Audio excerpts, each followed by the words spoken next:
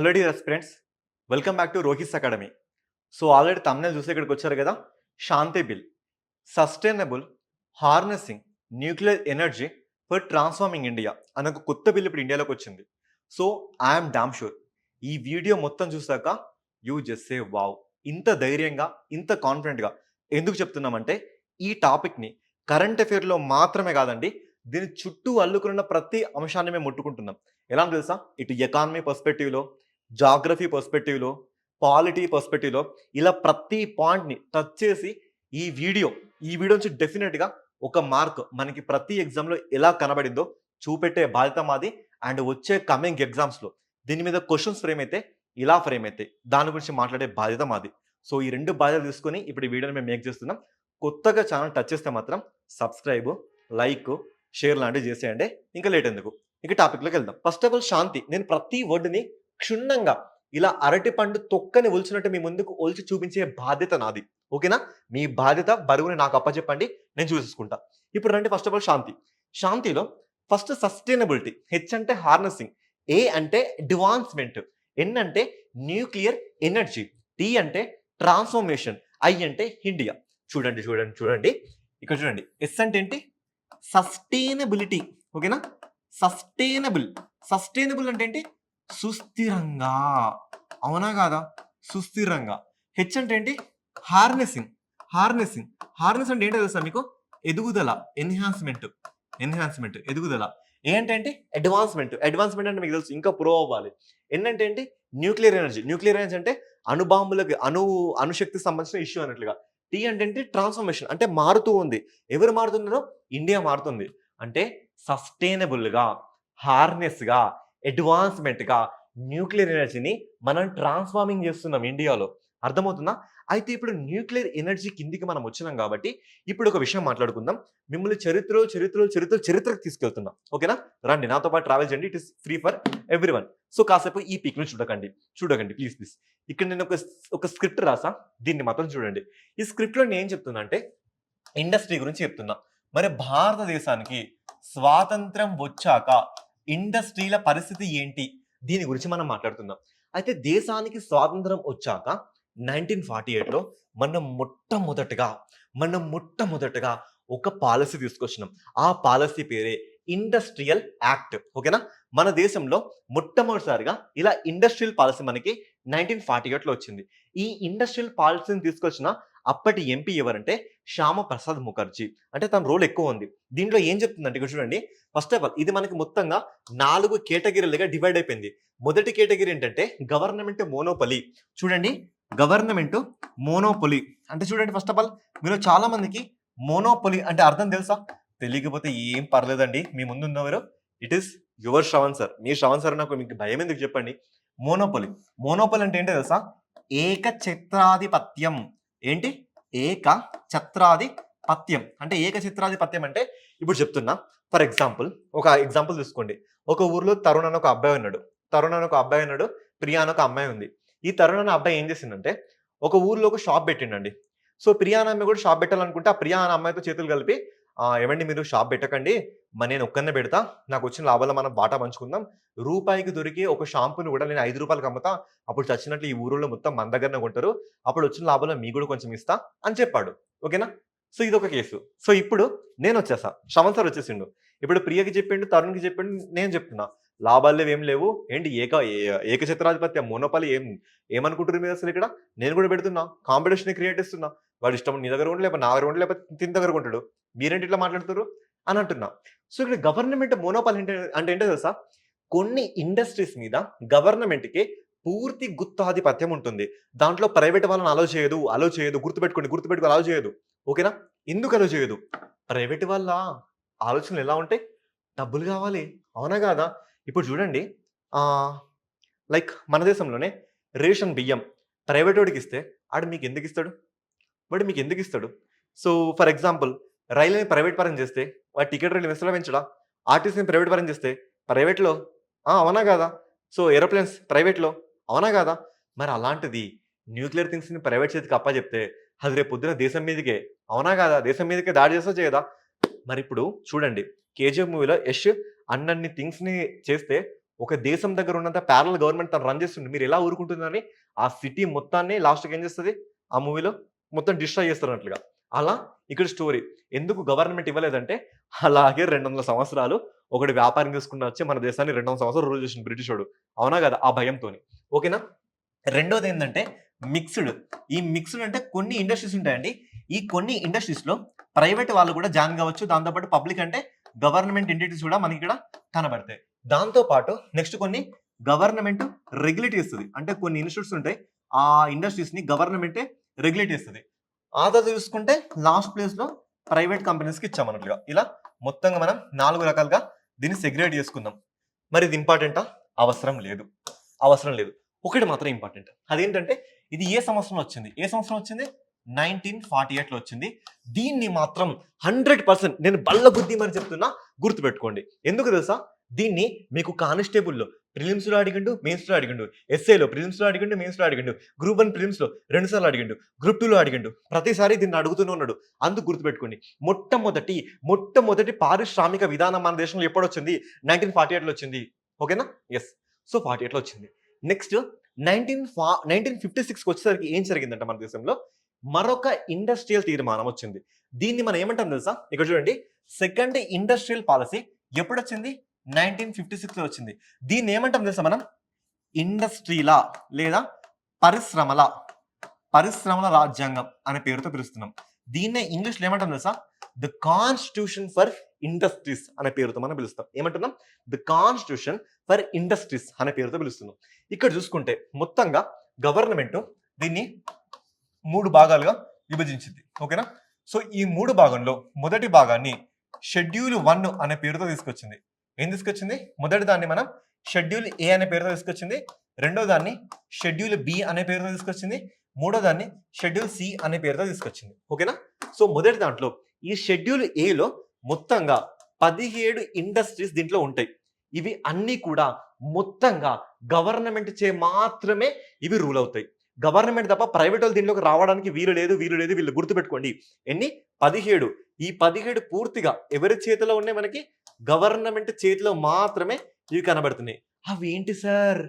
అవేంటి sir?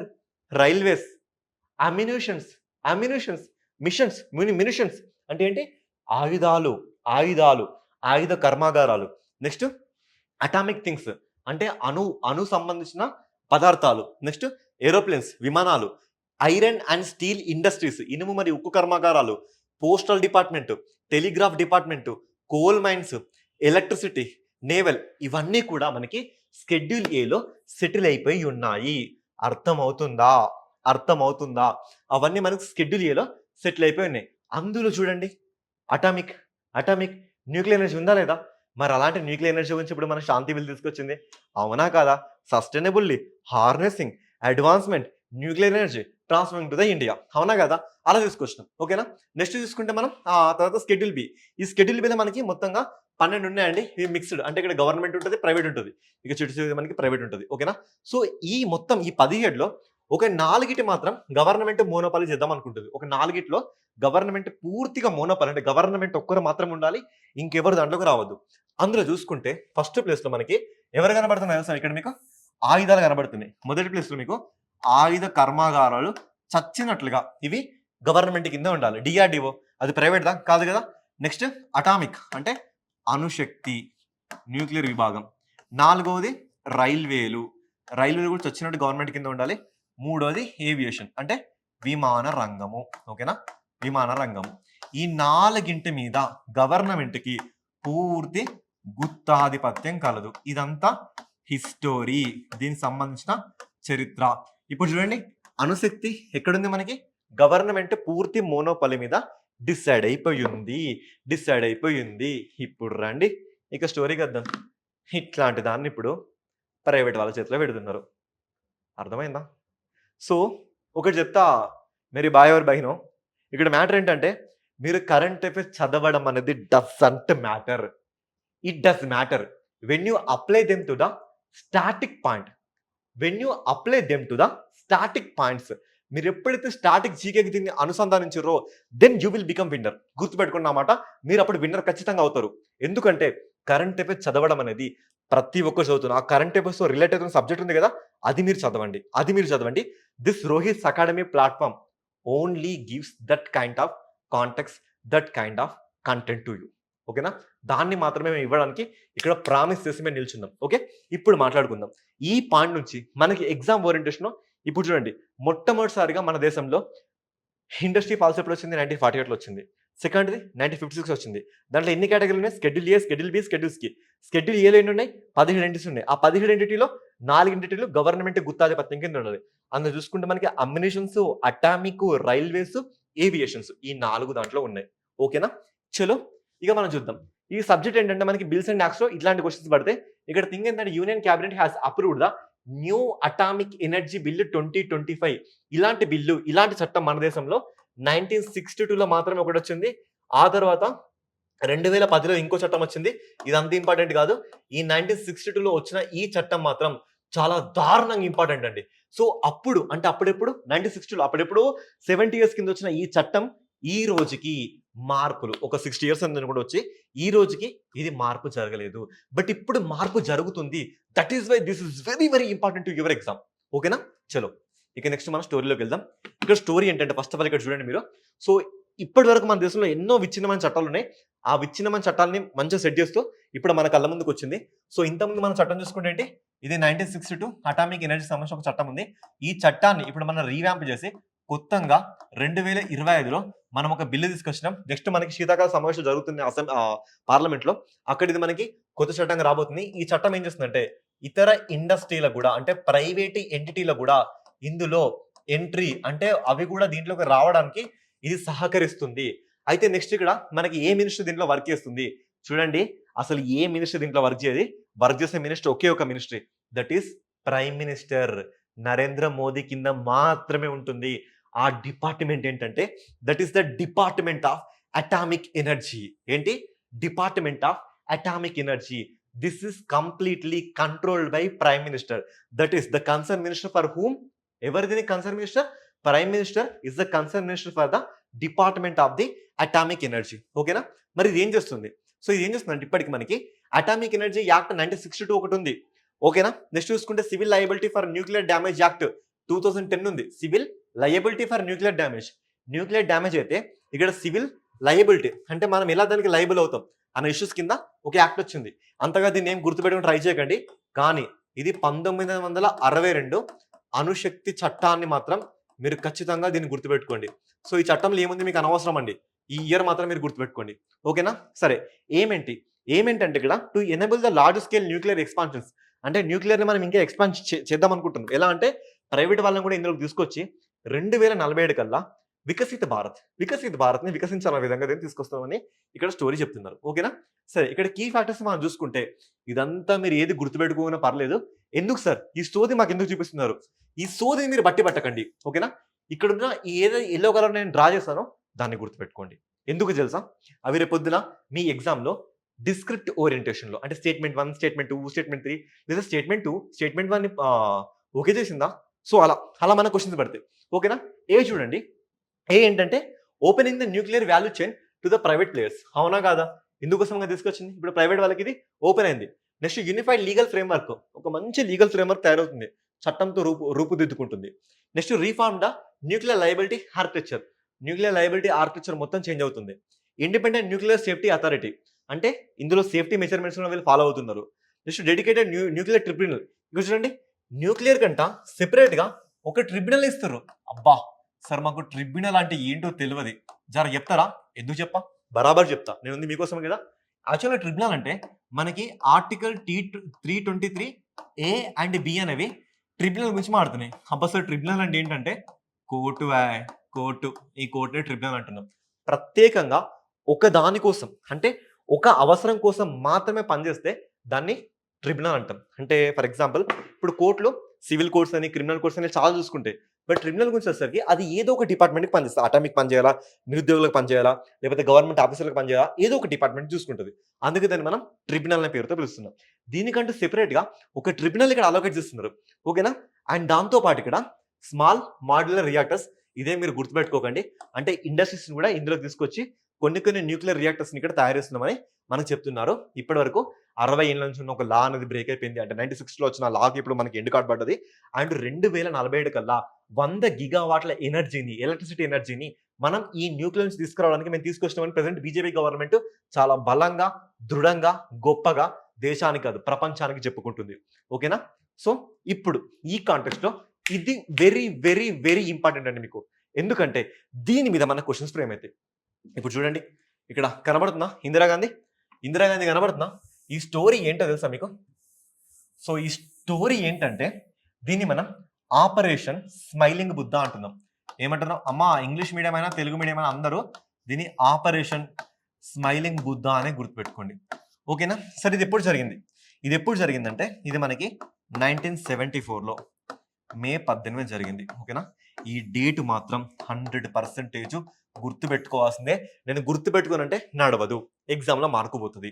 Okay, ఎన్నిసార్లు అడిగిండో తనకే గుర్తులేదు, అన్నిసార్లు ఈ క్వశ్చన్ అడిగిండో. మరి స్మైలింగ్ బుద్ధ స్టోరీ ఏంటి? స్మైలింగ్ బుద్ధ స్టోరీ ఏంటంటే ఇవి చూడండి. ఫస్ట్ నేను ఒక ఫోటో పెట్టినా. ఓకే, ఏంటి? న్యూక్లియర్ బాంబ్ ఎక్స్ప్లోజన్ జరిగిందా జరగలేదా? ఎస్, అలాంటి ఎక్స్ప్లోజన్ జరిగింది. ఆ ఎక్స్ప్లోజన్ అంటే ఇండియా దగ్గర కూడా న్యూక్లియర్కి సంబంధించిన థింగ్స్ ఉన్నాయి అని మనం చూపెట్టుకోవాలి ఇప్పుడు ప్రపంచానికి. ఆ కాంటెక్స్ట్లో దీన్ని డిజైన్ చేసిరు. అంటే మన దగ్గర అప్పటి వరకు చూసుకుంటే, అంటే ఆ ఇయర్ వరకు చూసుకుంటే ప్రపంచంలో ఒక 5 దేశాల వద్ద మాత్రమే ఇలాంటి టెక్నాలజీ ఉంది. అవేంటంటే మనం చూసుకుంటే అమెరికాలో ఉంది, తర్వాత చైనాలో ఉంది, రష్యాలో ఉంది, ఫ్రాన్స్లో ఉంది. సో తర్వాత ఇది మనకి ఈ జపాన్, ఈ ఏరియాలో మనకు కనబడుతున్నాయి. అది కాకుండా తర్వాత మన దేశం దగ్గర వచ్చింది ఇది. అంటే మన దేశం దగ్గర వచ్చినప్పుడు మన దేశం వేరే వాళ్ళ సహాయంతో మేము న్యూక్లియర్ ఎనర్జీని డెవలప్ చేసుకుంటామన్న ఒక అబద్ధంతోనే మన న్యూక్లియర్ బాంబ్ టెస్ట్ని మనం కండక్ట్ చేస్తున్నాం. ఆ ఇష్యూనే నేను ఇక్కడ అడ్రస్ చేస్తున్నాను. ఓకేనా? ఆ ఇష్యూ నేను ఇక్కడ అడ్రస్ చేస్తున్నాను. ఓకే, ఆ దేశాలు ఏంటంటే మనకి China, Russia, America, UK, France. Sorry, Japan కాదండి. China, Russia, America, UK, France, ఈ 5 దేశాలు. ఇక్కడ ఏంటంటే స్టోరీ, దీన్ని బుద్ధుడు నవ్వాడు, స్మైలింగ్ బుద్ధ అనే పేరుతో మనం తీసుకొచ్చినాం. కానీ దీన్ని అమెరికా ఏమని చెప్పిందంటే హ్యాపీ కృష్ణ అనే పేరుతో. వీళ్ళు ఇక్కడ చూసుకుంటే as per the United states military intelligence the operation was named happy Krishna. వాళ్ళు హ్యాపీ కృష్ణ అనే పేరుతో దీన్ని తీసుకొచ్చుకున్నారు. హ్యాపీ కృష్ణ అన్న, స్మైలింగ్ బుద్ధ అన్న, పోక్రాన్ 1 అన్న అన్ని ఒకటే. సార్ పోక్రాన్ ఏంటి సార్? పోక్రాన్ అబ్బా సార్ మీరు ఇప్పటిదాకా పదమే ఏం లేదు, ఏంటి సార్ మీరు ఫస్ట్ ఇప్పుడే చెప్తున్నారు? అవునా, చూడండి పోక్రాన్ ఇప్పుడు మీరు చూడండి. పోక్రాన్ ఎక్కడుందో మీకు అర్థమవుతుంది. Pokhran is a city in Rajasthan. ఓకేనా? ఇవి చూడండి, ఇక్కడ చూడండి. Pokhran is a town and the municipality located 112 kilometers for the Jaisalmer city in the Jaisalmer district and the Indian state of the Rajasthan. It is situated in the desert region surrounded by rocks, sands, 5 salt ranges. The Pokhran means place surrounded by the 5 salt ranges, Rajasthan. ఇది రాజస్థాన్లో మనకి జైసల్మీర్ అనే district కి 112 kilometre దూరం ఉన్న ఒక town అండి. ఈ టౌన్ లో దీన్ని కండక్ట్ చేసిర్రు. ఇవి చూడండి, కనబడుతున్న Pokhran. So this the Pokhran. Ego Pokhran railway station చూడండి. ఇగో కరెంట్ అఫేర్ చెప్పడం ప్రతి ఒక్కరు చెప్తారండి, వాళ్ళకి మనకి తేడా ఉండద్దా? ఇగో జైసల్మీర్ డిస్ట్రిక్ట్ కనబడుతుందా? ఇదంతా డిసర్ట్. ఈ ప్రాంతంలో అణుబాంబుని వెలిస్తే ఎవడు చేస్తాడండి? ఎవడికి ఉపయోగం ఉంది? అందుకే ఈ ప్లేస్ ని మన వాళ్ళు ఎంచుకున్నారు అన్నట్లుగా. అందుకే ఈ ప్లేస్ లో దీన్ని సెటిల్ చేసారు. సో ఇక్కడ మీరు అడ్రస్ ఇస్తే ఇక్కడ దీనికి కావాల్సిన, అంటే ఊరికే వెళ్ళి మనం న్యూక్లియర్ టెస్ట్ చేద్దామంటే జరుగుతుందా? ఊరికే అవుతుందా? దీనికి మనం 2 సహాయాలు తీసుకుందాం. ఒకటి ఏంటంటే బాబా అటామిక్ రీసెర్చ్ సెంటర్ అని మనకి ఇక్కడ బాంబేలో ఉంటుంది. అక్కడ ఆ డిపార్ట్మెంట్ కి హెడ్ ఎవరంటే రాజారామన్న. ఈ రాజారామన్న ఇక్కడ హీరో మనకి. ఓకేనా? తర్వాత DRDO, defence research development organisation, దీనికి హెడ్ ఎవరంటే బిడి నాగ్ చౌదరి. ఓకే, ఈ బిడి నాగ్ చౌదరిని గుర్తుపెట్టుకోకండి. సో డిఆర్డిఓ అండ్ మనం చూసుకుంటే బార్క్ అంటే బాబా అటామిక్ రీసెర్చ్ సెంటర్, ఇది బాంబేలో ఉంటుంది. తర్వాత డిఆర్డిఓ, వీళ్ళిద్దరు సహాయంతో అటామిక్ ఎనర్జీ కమిషన్ ఒకటి సెట్ అయిపోయింది. దీనికి ఎవరు హెడ్ అంటే హోమీ సేత్నా హెడ్ దీనికి. హోమీ సేత్నా, బిడి నాగ్ చౌదరి, రాజారామన్న, వీళ్ళ సహాయంతో కెనడా నుంచి మనం సైరస్ అనే ఒక న్యూక్లియర్ రియాక్టర్ మనం సెటిల్ చేసుకున్నాం బాంబేలో. చూడండి, సైరస్ అనే ఒక న్యూక్లియర్ రియాక్టర్ ని సెటిల్ చేసుకున్నాం. ఈ సైరస్ న్యూక్లియర్ రియాక్టర్ అండ్ దీనిలో వాడుతున్న భారజలం, హెవీ వాటర్, డ్యూటీరియం ఆక్సిడెంట్ మనం హెవీ వాటర్. ఈ హెవీ వాటర్ మనం యూఎస్ నుంచి తీసుకున్నాం. ఇవన్నీ సహాయంతో మనం ప్లూటోనియం ని వాడి ఈ రకమైన న్యూక్లియర్ టెస్ట్ మనం కండక్ట్ చేస్తున్నాం. ఓకేనా? ఇది దీనికి సంబంధించిన స్టోరీ. ఓకేనా? అయితే ఇక్కడితో మనం ఆగినామా? ఆగలా 1998 మేలో రెండోసారి ఇదే ప్రోగ్రాంలో మళ్ళీ భారతదేశం అణు పరీక్షలు కండక్ట్ చేసింది. ఈసారి హెడ్ ఎవరు తెలుసా? The missile man of our India. He was none other than APJ Abdul Kalam. చూడండి ఇక్కడ మీకు కనబడుతుందా APJ Abdul Kalam garu. Sir sir sir scientist ఏంటి ఆర్మీ బట్టల్లో ఉన్నారు? నోటొచ్చిందా? ఎందుకంటే అప్పుడు మన మీద యూఎస్ఏ స్పెషల్ ఇంటెలిజెన్స్ స్పెషల్ నిఘా పెట్టింది మన మీద. మనం అసలు ఏ పని చేస్తున్నా కూడా ఏర్పడదని. అలా మీ నుంచి సాటిలైట్స్ వెళ్తుంటాయి. అవి మనల్ని ఫోటోస్ తీస్తుంటాయి. కానీ కింద మీరు ఇలా డ్రెస్ వేసుకున్నప్పుడు మీరు కింద నుంచి నడుచుకుంటూ పోతే మీరు మట్టిలోనే కలిసినట్టు కనబడతారు. కామోఫ్లాజ్ ఏంటి? కామోఫ్లాజ్ అంటే మీరు ఉన్నా కూడా ఏర్పడరన్నట్లుగా. ఇలా న్యూక్లియర్ టెస్ట్ సెకండ్‌ని మనం కండక్ట్ చేసినాం. ఓకేనా? సో, ఇలా న్యూక్లియర్ టెస్ట్ సెకండ్‌ని కండక్ట్ చేసినప్పుడు ఒక విచిత్రమైన సంఘటన ఏర్పడ్డదండి మన దేశంలో. ఎప్పుడు జరిగింది ఇది? ఫస్ట్ న్యూక్లియర్ టెస్ట్ ఎప్పుడు జరిగింది? 1974లో. మనం చూసుకుంటే మే 18 జరిగింది. సెకండ్ ఎప్పుడు జరిగింది మనకి? 1998లో జరిగింది. ఈ దెబ్బకి అమెరికాకి ముచ్చెమటలు పట్టినాయి. సరే అమెరికా అంటున్నా. పాకిస్తాన్‌కి ముచ్చెమటలు పట్టినాయి.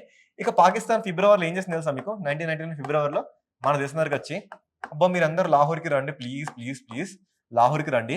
మీ దగ్గర అణుసంబంధిత పరికరాలు ఉన్నాయి గదా! మా దేశాన్ని ఫ్యూచర్‌లో ఎప్పుడైనా మీరు డ్యామేజ్ చేయొచ్చు గదా! మరి ఏం చేయాలి? ఏం చేయాలి? మీరు మాతో ఏం చేయకండి ప్లీజ్, ప్లీజ్, ప్లీజ్ అని మనల్ని అడుక్కుంటే మన వాళ్ళు సరే ఏం చేయమని చెప్తే కుక్కతో ఒక వంకరే గదా! సో, మళ్ళీ ఏప్రిల్‌లో వాళ్ళు ఏం చేసారో తెలుసా మన మీద? మన మీద మళ్ళీ ఎయిర్ స్ట్రైక్ చేసిర్రు. ఎక్కడ తెలుసా? కార్గిల్‌ని అటాక్ చేస్తానికొస్తే మన దేశం అప్పుడు ఎయిర్ స్ట్రైక్ చేసింది. దాని పేరే ఆపరేషన్ సఫేద్ సాగర్. ఓకేనా?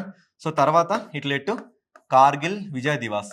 ఇలా ఇది మనకి జూలై 26, 1999లో కార్గిల్ విజయ్ దివాస్ కింద ఇది మనకి ఎండ్ అయిపోయింది. ఓకేనా? సో, అలా ఎండ్ అయిపోయింది. ఇక ఈ పాయింట్ ఆఫ్ వ్యూలో కొన్ని న్యూక్లియర్ రియాక్టర్లు అంటే మన దేశంలో న్యూక్లియర్ ఎనర్జీని వాడుకుంటూ మన దేశంలో విద్యుత్‌ని సరఫరా చేస్తున్న కొన్ని రియాక్టర్ల గురించి మాట్లాడుకుందాం.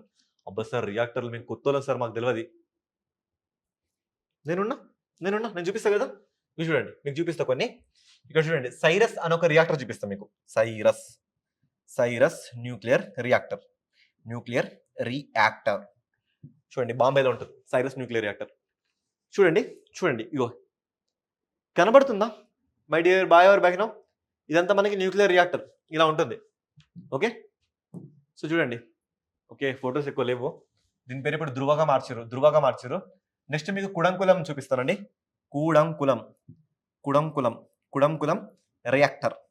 కుడంకులం రియాక్టర్. తమిళనాడులో ఉంది. అలాంటి పదాలు మనకి తమిళనాడు కదా. కుడంకులం రియాక్టర్. ఓకేనా? సో, చూడండి. ఇది మనకి న్యూక్లియర్ రియాక్టర్ అండి. సార్ దీని లోపల ఏం జరుగుద్ది? అంత డీప్ వద్దమ్మా. మీకు కావాల్సిన ఉద్యోగం. ఆ రీసెర్చ్ చేసి పిచ్చర్లు అవ్వకండి. ఓకేనా? So, this is Kudankulam reactor. చాలా పెద్దదండి ఇది కుడంకులం రియాక్టర్. రేపొద్దున మన దేశంలో ఇది వన్ ఆఫ్ ది గ్రేటెస్ట్. ఇంకా కన్‌స్ట్రక్షన్ అవుతుంది చూడండి ఇక. ఇంకా కడుతున్నారు వీళ్ళు. కనబడుతుందా లేదా? ఇంకా still it is in the construction mode. Okay. ఇది కుడంకులంలో మనకు కనబడుతుంది. సో, ఇట్లుంటదండి ఆ న్యూక్లియర్ రియాక్టర్స్. సో, చూడండి. డియర్ గాయ్స్ ఇప్పటికే మీకు అర్థమైంది మన కరెంట్ అఫైర్స్ క్వాలిటీ ఎట్లుందో. నేను ఒకటి చెప్తున్నా. ఇంత దూరం మీరు వచ్చారు కాబట్టి ఈ వీడియోని ఖచ్చితంగా లైక్ చేయండి. లైక్ చేయడం మాత్రమే కాదు. ఈ వీడియోని ఎంత వీలైతే అంత ఎక్కువ మీ ఫ్రెండ్స్‌కి షేర్ చేయండి. ఎందుకంటే సరైన ఎడ్యుకేషన్ అందక, సరైన ట్రీట్మెంట్ దొరకక ఎంతో మంది బయట బాధపడుతున్నారు. వందల కరెంట్ అఫైర్స్ కాదండి. చూసింది ఒక్క కరెంట్ అఫైర్ 100% ఆన్సర్ చేయండి. This is my point. ఇప్పటి నుంచి మన కరెంట్ అఫైర్స్ ఇలానే ఉంటాయి. ఒక కరెంట్ అఫైర్స్ ఒక క్వశ్చన్. అలా అన్నట్లుగా. ఈ శాంతి బిల్ ఎందుకు ఇంత డిస్కస్ చేస్తున్నానంటే 100% రేపు పొద్దున ఎగ్జామ్స్‌లో అడుగుతారు. 100% అందుకని ఇంత టైం కేటాయిస్తున్నాను దీనికి. ఓకేనా? చూడండి. సో, ఇలాంటి న్యూక్లియర్ రియాక్టర్స్ ఇక్కడ ఏం కనబడుతున్నాయంటే రాప్స్ అనే న్యూక్లియర్ రియాక్టర్ కనబడుతుంది. Rajasthan atomic power station. ఎక్కడుంది సార్ ఇది మనకి? రావత్ బట్టా. ఏ బట్ట? రావత్ బట్టా. ఇదేంటంటే రాజస్థాన్‌లో ఒక సిటీ పేరు. ఓకేనా? ఇగో ఇది రావత్ బట్టా. నెక్స్ట్ మనకి క్యాప్స్ అంటే కాక్రపారా అటామిక్ పవర్ స్టేషన్. ఏంటి? కాక్రపారా. ఓకేనా? కాక్రపారా. ఎక్కడుంది కాక్రపారా మనకి? గుజరాత్‌లో ఉంది. ఎక్కడుంది? గుజరాత్‌లో ఉంది. ఓకేనా? ఇక next TAPS. Tarapur atomic power station. ఏంటి? తారాపూర్. ఓకేనా?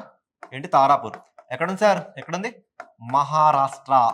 మహారాష్ట్ర. Next KAPS. మళ్ళీ మనకి కేతన వచ్చింది. ఇది KAPS. Kaiga atomic power station. ఎక్కడుంది కైగా మనకి కర్ణాటకలో కనబడుతుంది. నెక్స్ట్ మళ్ళీ KAPS. KAPS. Kudankulam atomic power station. ఏంటి? కుడంకులం.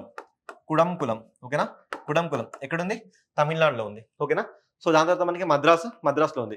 ఇది కాకుండా famous the naps Narora atomic power station. ఏంటి? నరోరా. ఎక్కడుంది? యూపీలో ఉంది. ఈ నరోరా స్పెషాలిటీ గుర్తుపెట్టుకోండి. This is a speciality for it.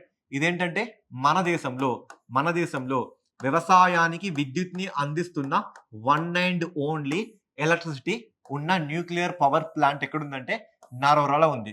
రేపు పొద్దున మీకు క్వశ్చన్స్ ఎలా పడతాయి తెలుసా మీకు? నేను చెప్తా మీకు క్వశ్చన్స్ ఎలా పడతాయి అంటే ఇక్కడ లిజన్ హియర్. ఇక్కడ మీకు ఇట్లా ఇస్తారండి, లిస్ట్ 1 అని ఇస్తాడు, ఇక్కడ మీకు లిస్ట్ 2 అని ఇస్తాడు. ఈ లిస్ట్ 1లో నంబర్ 1, నంబర్ 2, నంబర్ 3, ఇక్కడ ఏ బి సి, ఇక్కడ నరోరా, ఇక్కడ కైగా, ఇక్కడ తారాపూర్. ఓకేనా? ఇక్కడ చూసుకుంటే మీకు మహారాష్ట్ర, ఇక్కడ యూపీ, ఇక్కడ కర్ణాటక. ఓకేనా? ఇక్కడ డి ఇచ్చేసి ఇక్కడ రాజస్థాన్, ఇలా ఇచ్చేసి అరేంజ్ అండ్ మ్యాచ్ దేమ్. ఇప్పుడు నరోరా మీకు యూపీ, కైగా మీకు కర్ణాటక, తారాపూర్ మీకు మహారాష్ట్ర. ఇలా రేపు పొద్దున మీకు క్వశ్చన్స్ అడుగుతారు. చూడండి, అసలు మనం నేర్చుకుంటుంది కరెంట్ అఫేర్, కానీ ఏమేం చెప్తున్నా మీకు ఎకానమీలో పాలసీ చెప్పిన, జాగ్రఫీలో లొకేషన్ చెప్పిన, అండ్ దాంతోపాటు స్టాటిక్ జీకే కింద ఈ ఇష్యూని కూడా అడ్రస్ ఇస్తున్నా. మరి ఇన్ని అడ్రస్ ఇస్తున్నప్పుడు మరి ఇదే కదా మనకు కావాల్సింది. ఒక అస్పిరెంట్ పాయింట్ ఆఫ్ వ్యూలో చెప్తున్నా, this class is not commercial. ఇది కమర్షియల్ క్లాస్ కాదు. ఇది ఓన్లీ ఒక అస్పిరెంట్ పాయింట్ ఆఫ్ వ్యూలో ఒక్క మార్క్ కూడా మీరు లూజ్ అవ్వద్దు అనే ఒక కోర్ ఎమోషన్తో చెప్తున్న ఒక కంటెంట్ మాత్రమే. ఓకేనా? ఎస్. సో చూడండి, ఇక్కడ తర్వాత ఇన్ని ఇష్యూస్ అయిపోయినాయి. This is the last issue. ఇదేంటంటే ఇంటర్నేషనల్ అటామిక్ ఏజెన్సీ. ఓకేనా? International atomic agency. అబ్బా సార్, మళ్ళీ ఇంటర్నేషనల్ అటామిక్ ఏజెన్సీ ఏంటి? ఉండే సరిపోతలేవు. వినండి, ఎవడి దగ్గర పడితే వాడు అటామిక్ ఎనర్జీని యూజ్ చేస్తాం, మేము పొడి చేస్తాం, పేల్ చేస్తాం అంటే ఊరుకుంటే ఏమన్నా ఇది జోక్గా ఉందా? సో అందుకోసం ప్రపంచం మొత్తం మీద ఒక అపెక్స్ బాడీని మనం సెట్ చేసినాం. దాని పేరే ఇంటర్నేషనల్ అటామిక్ ఎనర్జీ ఏజెన్సీ. ఇది 1957 సెటిల్ చేసినాం. దీని హెడ్ క్వార్టర్స్ మనకి ఆస్ట్రియాలో వియన్నా, ఇంకా చెప్పాలంటే ఆస్ట్రియా క్యాపిటల్ వియన్నా సెటిల్ అయిపోయింది. ఎవరైనా అటామిక్ ఎనర్జీతో విధ్వంసాలు సృష్టిస్తా అంటే ఇది ఊరుకోదు. యుఎన్ వల్ల ఉన్న కనెక్షన్ కట్ చేస్తుంది. అప్పుడు మీకు ఏమైనా ప్రాబ్లం వస్తే మీకు డబ్బులు ఇవ్వరు, మీకు హెల్ప్ చేయరు, మీ దగ్గరికి వచ్చి ఆహార పదార్థాలు సరఫరా చేయరు, మీకు అసలు వ్యాక్సిన్స్ ఇవ్వరు, మీకు మెడిసిన్ సపోర్ట్ పోతుంది, ఎడ్యుకేషన్ సపోర్ట్ పోతుంది, అసలు మిమ్మల్ని ఎవరు దేకడు, ఎటు కాకుండా అయిపోతారు. ఆ భయంతోనే ఒళ్ళు దగ్గర పెట్టుకొని దేశాలు బిహేవ్ చేస్తాయి అన్నట్లుగా. ఓకేనా? సో అలా మీరు దీన్ని చూడొచ్చు. అయితే ఇప్పుడు నా క్వశ్చన్ ఏంటంటే మీకు, so the consider following statements regarding the atomic energy act 1962 proposed sustainable harnessing advancement nuclear energy transformation of India. ఇవంతా కాదు, శాంతి బిల్లు గురించి 2 స్టేట్మెంట్లు వచ్చినాయి. ఫస్ట్ స్టేట్మెంట్ ఏంటంటే the atomic energy act 1962 allows for the sustainable private sector participation in the operation of the nuclear power plant. అంటే 1962లో వచ్చిన ఈ చట్టం అంట ప్రైవేట్ వాళ్ళకి స్థానాన్ని కల్పిస్తుంది. ఏంది 1962లో వచ్చింది, ప్రైవేట్ వాళ్ళకి అథారిటీ కల్పిస్తే ఇప్పుడు తీసుకొస్తుంది శాంతి బిల్లు, అవునా కాదా? అది. So this statement goes wrong. ఇప్పుడు చూడండి, ఇక్కడ మీరు ఆప్షన్స్లో కొన్ని ఎలిమినేట్ చేయొచ్చు. ఏంటో తెలుసా మీరు? ఇక స్టేట్మెంట్ 1 కరెక్ట్ అనరా? So statement 1 incorrect. ఇక స్టేట్మెంట్ 1 స్టేట్మెంట్ 2 రెండు కరెక్ట్ అట. ఆల్రెడీ స్టేట్మెంట్ 1 ఇన్కరెక్ట్ అయిపోయింది. ఇప్పుడు ఈ ఆప్షన్ కూడా ఎలిమినేట్ అయిపోయింది. అబ్బా సార్, దేవుడు ఉన్నాడు, గాడ్ ఎగ్జిస్ట్, అంతేనా? సో 4 ఆప్షన్స్ పెట్టడం కష్టమైనప్పుడు 2 ఆప్షన్స్ ఎలిమినేట్ అయిపోయినాయి. ఇంకో 2 ఆప్షన్స్ కదా. ఇప్పుడు మీరు ఇలా రాయేసిన 50-50 ఏదో ఒకటి తగ్గుతుంది, అవునా కదా? అందుకని నేను మీ క్లాస్ చెప్తుంది, దానికని నేను మీ క్లాస్ చెప్తుంది. పెడితే ఆకేసి దిగాల్సిందే, లేకపోతే సైలెంట్ ఊరుకోవాల్సిందే. ఓకేనా? సరే, నెక్స్ట్ మాట్లాడదాం. The Shanti bill aims to modernize the liability. ఓకేనండి, మనకు ఆన్సర్ దొరికింది. చూడండి, both statement and statement 2 correct అట. అసలు స్టేట్మెంట్ 1 ఇన్కరెక్ట్ కదా, మరి 2 కరెక్ట్ అట. ఆన్సర్ దొరికింది.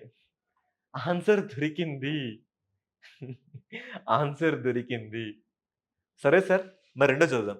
The Shanti bill aims to modernize the liability architecture, clarifying operator supplier responsibility and aligning with global norms. అవును కదా, మోడర్నైజ్ ఆర్కిటెక్చర్ తీసుకొస్తున్నాం, గ్లోబల్ నామ్స్ మనం ఫాలో అవుతున్నాం, అలా దీన్ని తీసుకొస్తామని చెప్తుంది కదా. సో ఇది రైట్. ఇలా చేయండి. ఏదో ఆ అల్లా, ఆ జీసస్, ఆ దేవుడు, ఆ రాముడు ఇవన్నీ ఎందుకండి? కంటెంట్ ఉందా, కొట్టి పడేద్దాం, దట్స్ ఇట్. ఓకేనా? ఎస్. సో ఇది అండి ఇష్యూ. ఓకేనా? సో ఇది ఈరోజు సంబంధించిన కరెంట్ అఫైర్స్. ఇంతటితో వీడియో చాలా లాగ్ అయింది అనుకుంటున్నా. లాగ్ అవ్వడం కంటే కంటెంట్ నేర్చుకుందామని అనుకోండి. ఓకేనా? సో ఇంత దూరం వచ్చింది కాబట్టి డెఫినెట్గా ఇది మీ గుండెలు టచ్ అయి ఉంటుంది. నా తరపున ఒక స్మాల్ రిక్వెస్ట్, వీడియోని లైక్ చేయండి, మీ అమూల్యమైన ఒపీనియన్ని కమెంట్ బాక్స్లో కమెంట్ చేయండి. ఖచ్చితంగా this is from our side. మన క్లాస్ ఇంత మంచిగా వెళ్తున్నా రివ్యూస్ కానీ, వ్యూస్ కానీ చాలా తక్కువ వస్తున్నాయండి. This is your responsibility. మీకు సంబంధించిన స్టూడెంట్స్ గ్రూప్స్‌కి దీన్ని ఫార్వర్డ్ చేయండి. అండ్ మనకు సంబంధించిన విషయాన్ని, మేమున్నామన్న విషయాన్ని 10 మందికి చెప్పండి. ఓకేనా? So until then, this is your Shravan sir, the faculty of geography and current affairs. So this is our quality. మేము క్వాంటిటీ కంటే ఈ క్వాలిటీ నమ్ముతున్నాం. ఈ క్వాలిటీయే మీకు మాకు మధ్య ఏర్పడుతున్న ఒక సంబంధం. ఓకేనా? సో ఈ క్వాలిటీ నమ్ముతున్నాం కాబట్టి as much as possible you can share our videos to the many student groups, to the many telegram groups, to the many whatsapp groups, to the many facebook accounts, etc, etc. Okay na? So until then, keep showing your love towards us, keep following us. Thank you so much.